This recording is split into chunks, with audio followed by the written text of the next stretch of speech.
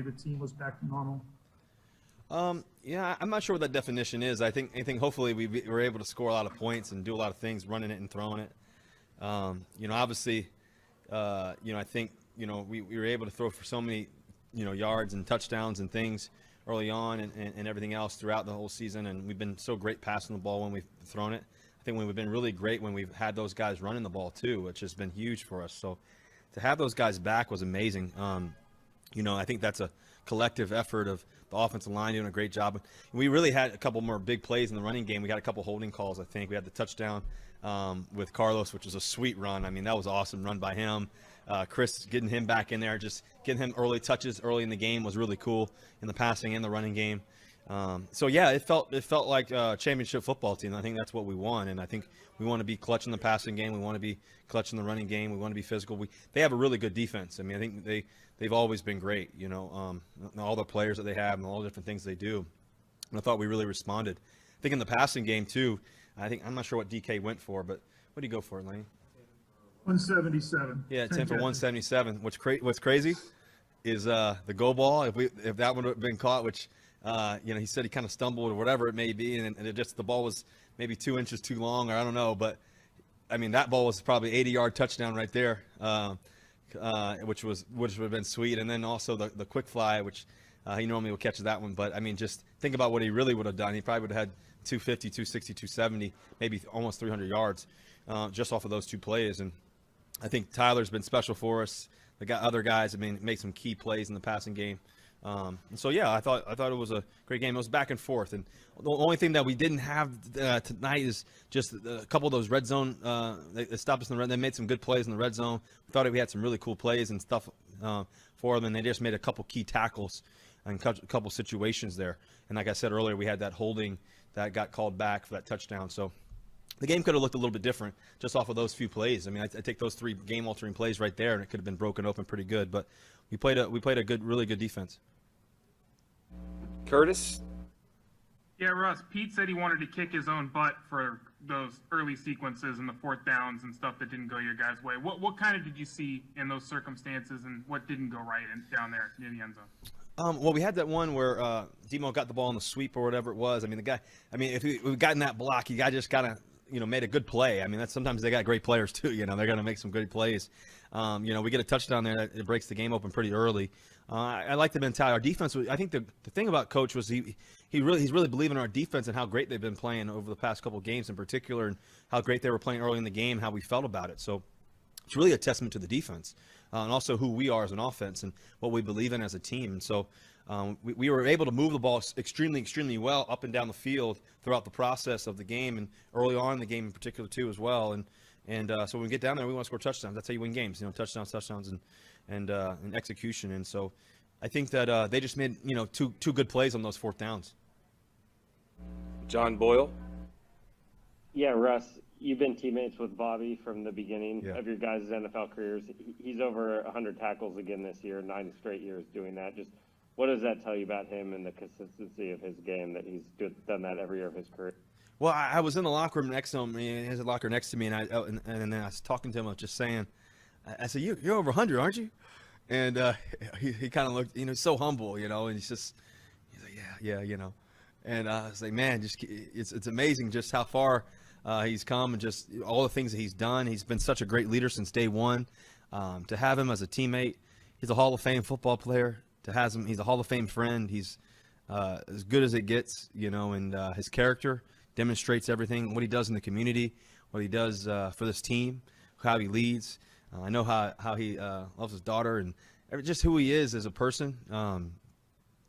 He's a special guy, and I think he's a great dad. He's just a great person. And if there's any kid out there who's, watching somebody and wants to be like somebody, I think it's a guy like Bobby Wagner. He's got a good heart, good person. He works for everything. He works hard for everything. Treats people the right way in all circumstances. His faith is big. And I'm just glad that I get to call him friend and teammate. And so when we get to wear those captain patches and walk out into the field and just, go throughout practice in the season and the off season and everything else, we're grateful. Me and him are both very, very grateful for all the hard work and the years and the things that we've done so far. and we feel like we're just getting started. And so every time I look at him, I look at somebody who, I really believe that God's super pleased that our teammates are blessed to have and be around. And I know for me, wearing the other C on the other side of it, I'm grateful just to do it with them. And so it's been a lot of great years. And one thing that we've always said is don't get bored with consistency. Don't get bored with consistency. And I think having that mindset, having that neutral mindset, and just believing in that has been great along the way. And so I got a guy that I can always look up to and always call on, and that's him. Michael Sean. Hey Russ, did you get anything cool for your birthday this year? Oh man, I got some cool things. I don't really ask for anything, nor do I want anything. I just want love and family, and I'm a simple guy, Mike. I like pictures. I like these moments of time. I'm just really big into that. So, C surprised me.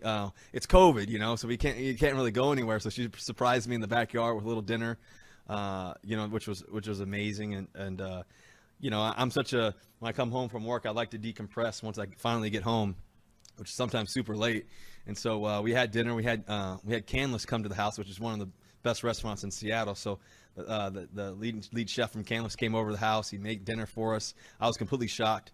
Had it in the backyard. Just had some really cool quality time with her, and just seeing the kids, before that, and everything else. So that was the best part of my birthday for sure. We had it a little bit earlier, and then I just think that obviously getting the win. I mean, I feel like I like taking my birthday obviously my birthday's the 29th and the 30th, it's the end of the month. So I take those 2 days and I pretend like those are both my days. So when we get a win on one of those days, it's always good. So I'm grateful just for this team, and so I guess we got a win, and I think that's all I need, and just my family. Have you come around on birthday cake, or are you still not a big birthday cake guy? I'm not a huge birthday cake guy. I don't know. I'm not a massive cake person. The only cake that I absolutely love is which we had at our wedding, me and C, is red velvet cheesecake, and so that's probably like my favorite cake, But yeah, I guess I'm more, if anything, I'm probably more of a chocolate chip cookie guy. Warm chocolate chip cookies is probably my favorite thing. Thanks. Yep. Art. I got to ask a boring football question now. 3rd and 13, early in the game, you go deep to DK. He almost scores. Was that at your insistence? This was the time you were going to pop to DK? Well, Art, I figured you were going to ask a football question, Art. I know you. You always ask a good football question. I'm just messing with you. Well, I've had Canlis over to the house so many times. That was impressive. No, but listen, I think that was a great play by DK. They end up pressuring. I think it was cover 0 on that play. They end up pressuring out of nowhere, and just and we had a lot of other options and stuff like that. And DK's always a great option, obviously, and he was racing down the field. Me and him had the same kind of connection on the route and the play, and he ran deep down the field, got by him, and I thought it was a touchdown. I think the ball landed on like the half-inch yard line, right? Something like that. So that would have been just like last year almost, the play that he had on the post route, I think it was. And so, but yeah, he, like I said, I think, to be able to have all the answers in every circumstance, I think is really key, and especially on those third down situations. And we were able to capitalize on some big moments there, and that was a big one for sure. And we'll wrap up with Ben. Russ, you've obviously been around DK a lot. You kind of have a really good idea of his mentality. Just from what you know about him, is it just a bad idea for opposing defenses to maybe try and get in his head? Like DK was telling us that the Eagles DC came to him pregame and said, "Oh, you're not Megatron," and then obviously early in the game, his kind of going at it with Slay a little bit, and then the push in the back. And then obviously he has has a great game.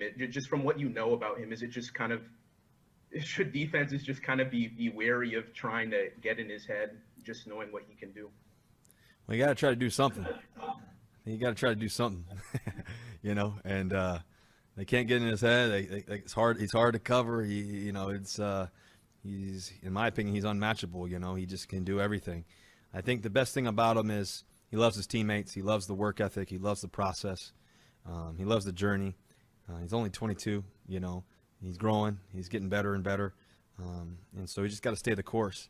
I think that I think a lot of times, anytime greatness is in store, the reality is that, and people see it and they see greatness, no matter who it is, an opponent or team, opponent in particular, fans, whatever it may be. It's one of those things that everybody has always an opinion, and the reality is that, statues weren't built on people's opinions. It's built on success and what you actually do. And I think ultimately, the reality is that he's doing it, he's doing it, and people recognize it. And so I guess that's part of greatness. People try to pull you down. People will bring you up. And, the best thing he can do is when he's on top of the mountain, know how he got there. And when he's in the valley, know how he's going to get back up on the top. And I think that's just the key.